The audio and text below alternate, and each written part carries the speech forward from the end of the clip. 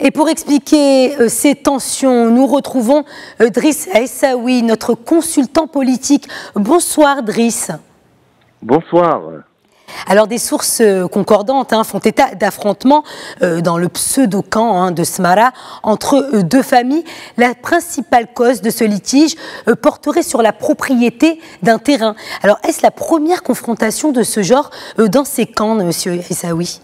Non, pas du tout. Vous savez, ça devient des manifestations revolving pratiquement dans ces camps de réfugiés, parce que c'est un choix qui a été fait par le Polisario. Et l'ambiance sociale à l'intérieur de ces camps est explosive depuis toujours. Et ce genre de conflit, de confrontation, nous sont appelés à s'exacerber parce que rien n'est fait par le Polisario pour gérer au mieux cette promiscuité et ces difficultés de gestion de la vie quotidienne.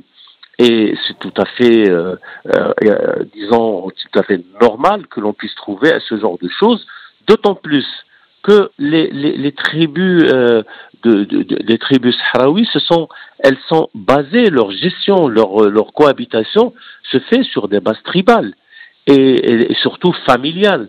Donc ça va être très compliqué de vouloir sortir de ces confrontations, et personne ne le fait parce que il n'y a pas de structure objective pour gérer ce relationnel. Et c'est normal. Alors les camps de Tindouf vivent au rythme des manifestations et sitting justement pour dénoncer les mesures restrictives de liberté de mouvement. Il ne se passe pas une semaine sans qu'on fasse état de défection. Pour faire court, les populations en ont marre. Driss Aissaoui, jusqu'à quand cela peut-il encore durer? Vous savez, c'est une pression à flux tendu qu'exerce le Polisario sur ces populations. Elles ont été amenées ici certains par la force, et le fait de restreindre les libertés des uns et des autres, le fait il y a des jeunes qui n'ont jamais connu ce qui s'est passé il y a une quarantaine d'années, aujourd'hui, ils aspirent à avoir le minimum social, le minimum économique, ils ne peuvent pas l'avoir. Et de toutes les manières, ce ras-le-bol social va aller en crescendo de telle sorte, pourquoi? Parce que le Polisario n'a ni la légitimité historique ni politique. Ils sont là ils sont utilisés comme bouclier humain pour pouvoir, si vous voulez, marchander sur une affaire qui a été fabriquée de toutes pièces par l'Algérie. Alors, autre signe de cette déliquescence, la corruption, les détournements à grande échelle, les fraudes en tout genre qui visiblement ne passent plus. Et aujourd'hui, ce n'est plus seulement les populations des camps, premières victimes de ces scandales à répétition, qui demandent des comptes. Oui, vous savez, il y a des ONG, il y a un certain nombre de voix qui se sont élevées pour dénoncer et décrier ce genre de pratiques qui, aujourd'hui, deviennent de plus en plus graves.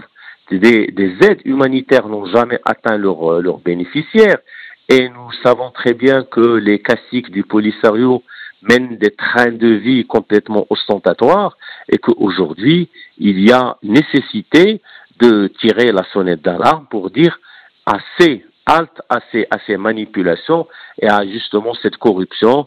Et il y a même d'autres pratiques qui sont décriées par des organismes internationaux qui disent que cet attroupement de personnes ne peut pas continuer parce que ça va poser toujours des problèmes de gouvernance et qui vont aller en s'aggravant.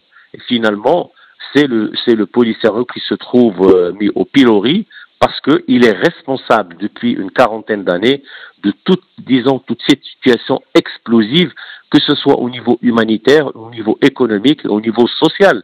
Et ça, c'est véritablement un ras-le-bol général qui a lieu dans les camps de Tindouf, et le Maroc n'a pas eu de cesse de décrier cette situation. Je pense qu'à un moment ou à un autre, il faudra entendre raison pour tout cela. Merci Driss Aissaoui pour tous ces éclairages.